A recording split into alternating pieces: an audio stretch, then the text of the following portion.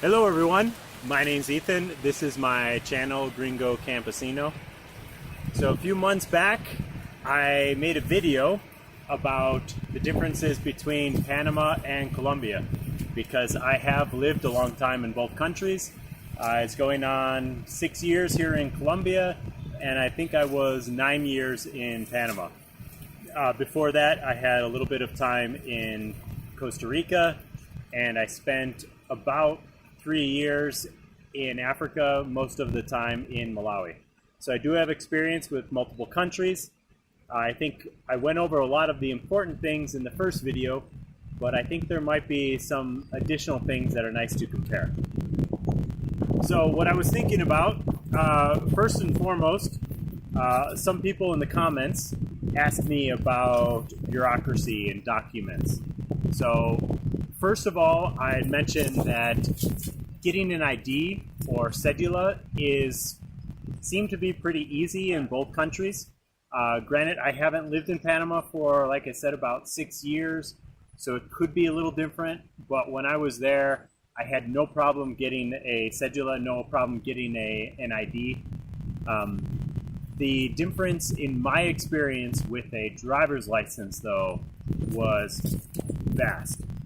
So this was, when I got my driver's license, it was probably maybe 12 years ago now. So it might have changed in Panama. So that's a little bit of a disclaimer.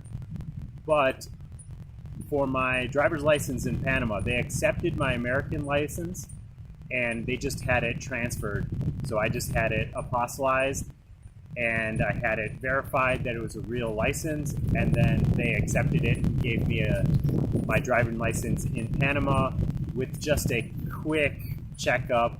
They just checked my eyes were normal and my hearing, and they gave me like 1 or 2 simple identification of sign tests. So it was quite easy. Here in Colombia, I don't know anyone who has been able to verify a foreign license and automatically get a license here in Colombia. Everyone that I've met, and I've had the same experience, has had to go to driving school. And that's very frustrating. I'm 42 now, so I've had a driver's license for 20 plus years. And when I came here about 5-6 years ago when I got my license, I had been driving for 20 years. And so I knew the rules of the road, but they made me sit through 20 hours of theoretical classroom hours, and then technically I was supposed to have 20 hours of driving. I'm not going to promote who did this because it is technically illegal, but at the driving school, the driving instructor knew right away. He put me in the car the first time and he knew within a half hour that I knew how to drive. So actually what I ended up doing was I had to show up to the office 1 time a day, and he would sign off on, I think he was signing off on 2 hours a day. So I had to go there 10 days in a row to get I believe it was 20 hours, but it might be slightly different. So that is significant. The price was somewhere around, I think, $250, $300, whereas in Panama it was just the price of sending documents and getting documents verified. When we're talking about immigration, it's not so simple as to compare the countries because it does depend on what government is in charge at the time. Currently, with my foreigner friends here in Colombia, this current government, it seems like they have been not really changing policy as much as it is, I think they have been accepting less people. So as far as I know, there's no rule changes, just maybe the department or the office is just accepting less people. I've had a number of people I know get rejected, and it's very frustrating. I had some paperwork delayed, and I got rejected, had to leave the country. This was a few years ago. Had to leave the country and reapply. Really frustrating situation. From my experience, and I know things have changed in Panama, but Panama was much easier back when I got my permanent residency. So the next topic I'm talking about is moving. So when you're talking about moving to Panama versus moving to Colombia, there's one big thing that is worth considering. If you're coming from North America, you can drive your stuff to Panama. I knew a number of people who drove a box truck down to Panama, or they ended up driving a trailer with a truck full of tools and things like that. And that makes it a lot easier. Here in Colombia, you probably will either have to just bring stuff you can fly with or hire a moving company, which is not necessarily convenient. I don't know if it's very difficult, but it's definitely not convenient. And you do have to look into taxes on things, both when driving. The people that I knew that drove a big box truck down from the US, they ended up having to get through some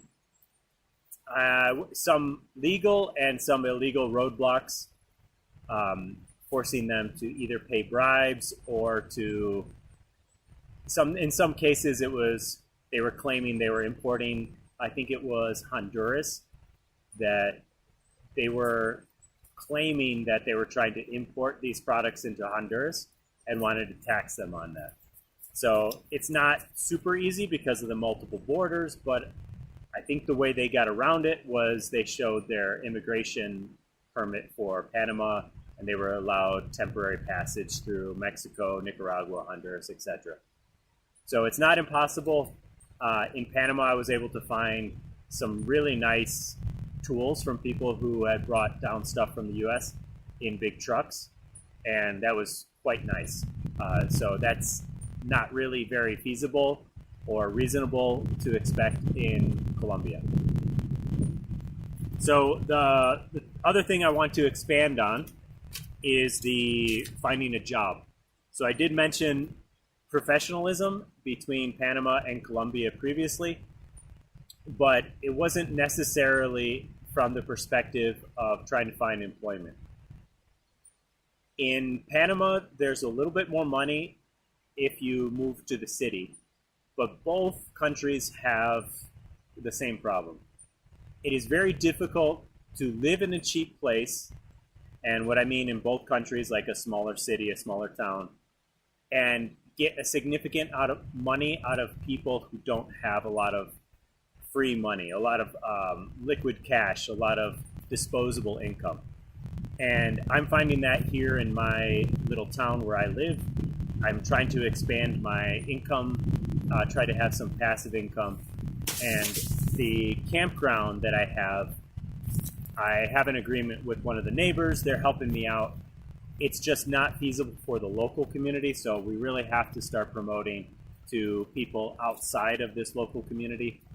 Yeah, it's pretty reasonable. People who live in this town are not going to go camping 3 blocks down the road. But it is difficult because there's not a lot of money circulating. The money that does circulate, the middle-class Colombians in my area, they will go out and they'll have a nice lunch on weekends, and so that's a way to make money. But there are so many restaurants to compete with that just the profit margin is not there.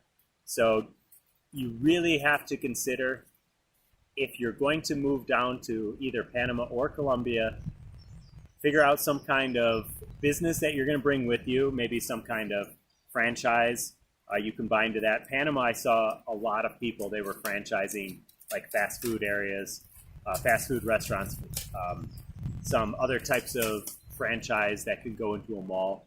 I saw a couple of gringos successfully doing that. In Colombia, it is possible if you're moving to the bigger cities, though I wouldn't say it's a guarantee, and the profit margin is not what you think it might be. So really consider that. Bring something with you. Just don't come down without any income. Expect yourself to figure it out. So it's really a big mistake that a lot of people make. There's a few beach towns in Colombia. One is called Palomino. I lived there my first year here. And I saw a lot of foreigners, a lot of French, a few Americans, but predominantly Europeans. They seem to go there and they love having like this pseudo hippie beach culture life. And then they get there and they think, oh, it's very cheap. I can buy this hostel. But there's so much competition and there's not enough money flowing through there for it to work for everyone. And so they have this loan and they don't know a way to pay it back because just the profit margin is so much lower than they expected it to be. And so you end up having this like hippie-ish, happy-go-lucky community completely stressed by finances. And so it kind of gives this weird trend of having these hippie, free-spirited types who are kind of mean because they're stressed by money all the time. So really figure out your finances before you come down. If you do start a business, there's a lot of things that can go wrong. So really do your research and really check that it's what you want to do, because it's going to take a lot of work before you start making any real money. The other option is like me, I work online. That helps me to get my farm up and running. So I still have at least another year before I am not subsidizing my farm and my worker and all of the things on the farm. The income is just not here yet. I think this year I think I'm going to reach about 8 to 9 months of payment for my worker. And so I'll be paying out of pocket for my worker for 2 to 3 months worth of salary. So it may not seem like a lot, but the whole point of the farm is to be productive. So my goal is not to just live here and be subsidizing someone's income. So the other part, so I did mention roads and toll booths in the other video, but I think I can expand a little bit on that, just driving in general. So back in maybe 10 years ago when I was trying to navigate Panama, it really was better to get a taxi because they know how to get around. However, now with the GPS on your phone, it's quite easy to use a Google Maps and it'll tell you where to go, where to turn. But realize if you don't have that, it's going to be very difficult in Panama especially. Colombia is much better with signing roads. There are numbers on the houses so you can get an address. Panama is very, very bad with that, even in Panama City. So you go to the smaller cities, there's no addresses on most of the houses. So forget about getting directions looking at signs. Outside of the Pan American Highway in Panama, there will be almost no signs.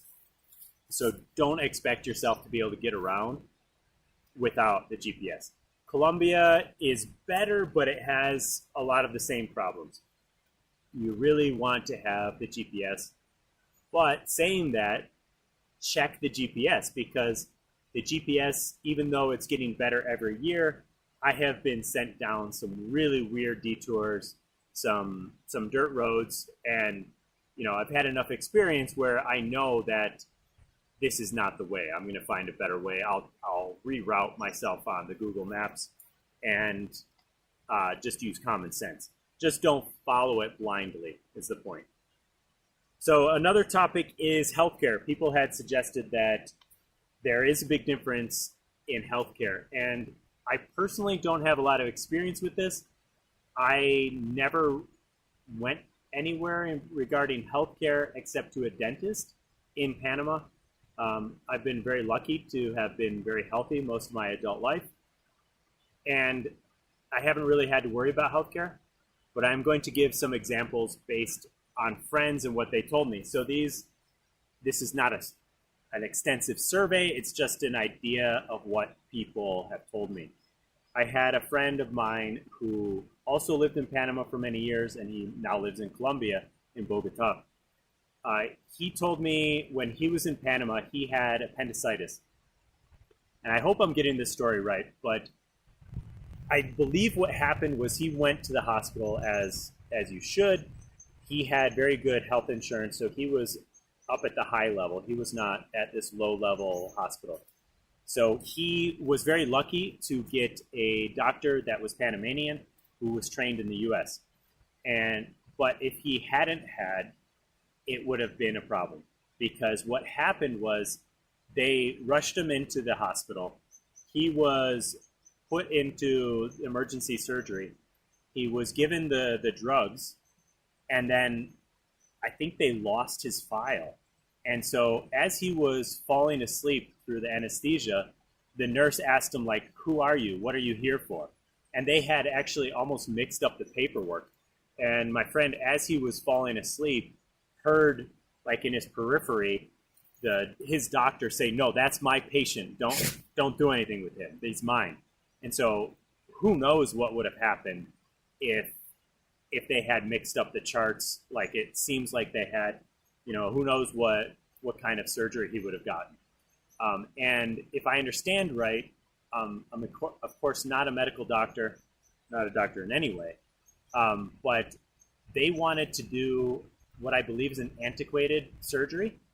And my friend, knowing a little bit about medicine, he really argued with them, knowing that he wanted to have this more modern, I believe it's called arthroscopic surgery.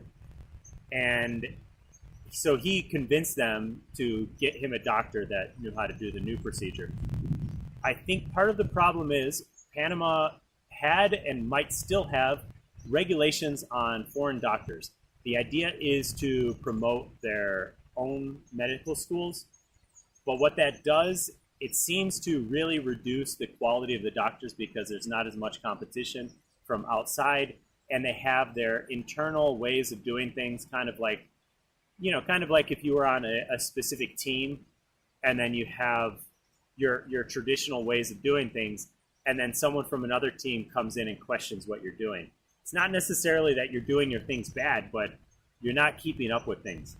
Whereas in Colombia, there seems to be some pretty good doctors. The healthcare system is not necessarily organized.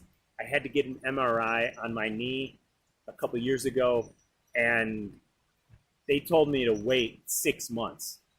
And I was complaining to them, telling them that there's no way my knee is going to be in a state to get fixed if I have to wait 6 months. And they said, well, can't do anything about it. So I ended up paying out of pocket to get an MRI and get some help done. So there are ways to get above that. You can pay higher premium. You can pay more monthly to get a better service. That is possible. There are good hospitals and doctors in Colombia. From what I've heard, there are more good hospitals in Colombia than there are in Panama. In Panama, there's a few that are very good, but Colombia is a bigger place, a little bit more competition. There's some of the local people. Someone in my jiu-jitsu class tore off his retina, and the local doctors told him he's just going to be blind. So he went to Cali, went to a specialist, and they fixed him up right. So I know there are quality doctors here in Colombia. I think the problem is just finding them, because it's a lot of personal connections. You really have to get suggestions from people. I don't think you can rely on just advertising, but I assume that's the same in most countries. But like I said, I don't have a lot of experience in healthcare because thankfully I've been mostly healthy. Some people asked me in the comments, they asked about pets. So I have a little bit of experience. I had my previous dog who really unfortunately, he died from eating something he found next to the river. But I had traveled with him internationally. And there is a difference between Panama and Colombia. In Panama, there are veterinarians that are certified to help you export to other countries. In Colombia, I think it's on the U.S. list of countries of high risk. So that doesn't mean you can't import animals into Colombia. My dog was imported from Panama to Colombia. It was really easy. It wasn't a problem. The only stress I had, it was hard to get information confirming that I had the right paperwork. But after after the process was done, I looked back and it was quite easy. So bringing a dog, a cat into Panama, into Colombia should not be a problem. If you want to bring a dog or cat back to the US, that starts to be a problem. I understand that the restrictions for England and for Australia are even more strict. So really consider that. If you're just coming to check out Colombia and you're going to be here for months, you might not want to bring your dog because you might have problems bringing them back. That is more of a risk here in Colombia than it is Panama. In Panama, there are options. I think they're kind of on the middle ground when it comes to acceptance of certifications in Panama. As far as, I think it's rabies is the most important factor that they consider. I think they consider Colombia a much higher risk for rabies, but it could be other diseases as well. Just remember, there are some difficulties. To respond to more questions in the comments, banking. I have found that banking is pretty similar in both countries. You know, banking is banking. There's bureaucracy, there's paperwork, but in my local community, it's a little different than a lot of small communities around Colombia. I have Dan Vivienda, whereas most small communities have Dan Colombia. So I have experience with both. I think it's just my local branch, but Da Vivienda seems to be very good. It's a small town, so I know, like, the main banker is my neighbor. She's a very nice woman, and she's very helpful. So it could be just because of this acquaintance that I have that has made it easy to be banking here in Colombia. But I can't say it was excessively difficult in Panama. It seemed to be pretty easy in Panama as well. Panama, I believe, has more requirements, or at least I was asked more frequently to fill out paperwork for being an American citizen. And I have never been asked to fill out paperwork as an American citizen here in Colombia. So I don't know if that is a banking rule or just a standard, or if maybe I'm missing something. Hopefully I'm not. But as far as that goes, it has been a little bit easier here in Colombia. The bankers in Panama didn't really know what they were doing with these paperwork and this bureaucracy regarding foreign citizens. I think it's more just Americans. So take that, consider that, but I don't think it's a big deal breaker for anyone. Both countries, it's relatively easy to bank. And so the big string of comments that I had under the last video was I had a few people say that, you know, I was unfair about Panamanians and maybe I was underselling the danger of Colombia. I think those are fair comments, but I think maybe it was just me explaining myself poorly. I want people to know that I think Panama is amazing. I really like Panama. Actually, compared to my short time in Costa Rica, I prefer Panama. I think Costa Rica is a great country too, but I think Panama was great to live there. And actually, if I didn't have personal problems, I probably would still be in Panama. And I can imagine myself being quite happy there. I just was not able to reinvest in Panama after I gave up my farm with my ex. So I came down to Colombia. And there are some trade-offs. I think there's some great things in Panama. I knew the systems in Panama, and I felt like I was just on the verge of having a really quite successful wood shop and helping people remodel their houses and things like that. I was on the verge of being quite happy doing that in Panama. So the fact that Panama is also quite small, there's some amazing beaches that I could drive just a half a day and get places that were quite amazing. I really liked them. And you have the mountains, you have the jungle, you have a lot of good things in Panama. And after being a number of years there, I don't regret moving, but I definitely could see myself enjoying continuing to live there. On the other side, Colombia, since I've made the last video, Colombia seems to be, and it is anecdotal, is my experience and a few other people, seems to be going through a little bit of a stressful time under the current government. There seems to be a untalked about small resurgence in the paramilitary, or maybe I'm using the wrong phrase, the guerrilla groups, let's just say the armed groups in the mountains. About 3 weeks ago, the town was on lockdown, my little town, just tiny little coffee farm town. And we were put on lockdown because a group of teenagers claiming to be part of the armed group in the area came down into town on motorcycles, basically just causing chaos and fear. Their stated goal was just to cause fear, really, or distrust in the local area. So they were apprehended. I believe it was less than 10, all young. They had about, I think what was reported was 3 guns between them, riding around on motorcycles. There is a battalion of armed soldiers, not so far, so they came through, shut it down pretty quick. So I'm told from my neighbors that some of these guys moved up in the mountains real quick, because there's about 4 or 5 roads that branch out into the mountains. So I haven't had any bad experience, but my neighbor said just it's not worth the trouble, me as a foreigner. I had 2 female young volunteers here, and they said just stay on the farm, just don't go into town. You don't want to risk any kind of interaction, any kind of kidnapping. So I followed the suggestion. So I don't really know if anything would have happened. I think people here in these small towns, the older generation really remembers how tough it was for a while.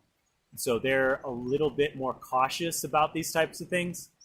So they might have been exaggerating. The police and the military, they were saying everything was fine. So, but it's in their best interest to say they have it under control, and the local people, it's in their best interest to stay as safe as possible. So I don't know how bad it is in other parts. I have been seeing a little bit more in the news. People in these areas, it seems like mostly teenagers, getting in trouble with like small amounts of drugs, carrying pistols. It seems like there's been a little bit of an uptick in these rural communities with low-level violence, but that's just anecdotal. I understand, if I'm correct, the current administration, the government, the president used to be part of one of these anti-governmental groups, and he made his way to the presidency. So he's not as tough on them because he kind of understands them. So I don't know what his specific feelings on the situation are, but my neighbors who are non-political, they don't really want to talk about it, but they don't think that the president is too serious about controlling these armed groups. So take what I'm saying, realize it's not statistics, it's just my experience, but it is something to consider. I don't, except for the break-in into my house that I had talked about in the previous video, in Panama, everything seemed really safe, except for a few parts of the capital, Panama City, and definitely Cologne, the second city. You know, I almost became overly confident in Panama because I didn't worry about anything. I would walk around not worrying about getting mugged or anything. And maybe that's me being oblivious, but it's just what I did. So the last thing, because a lot of people ask me about moving down here, and I would say there's a huge difference between Medellin and Bogota. Seems like everyone, that's what they're told, that's where they're told to move. I would say look into other places. Medellin, I've understood, I only lived there for a short time during the pandemic, so I can't say I know the city really well. I couldn't really get around much during the pandemic. Most things were closed. But my understanding is there's a lot of graffiti going up in Medellin saying like "Gringos go home," things like that, obviously in Spanish. But actually, it might not all be in Spanish because they might want to be communicating to the English-speaking population.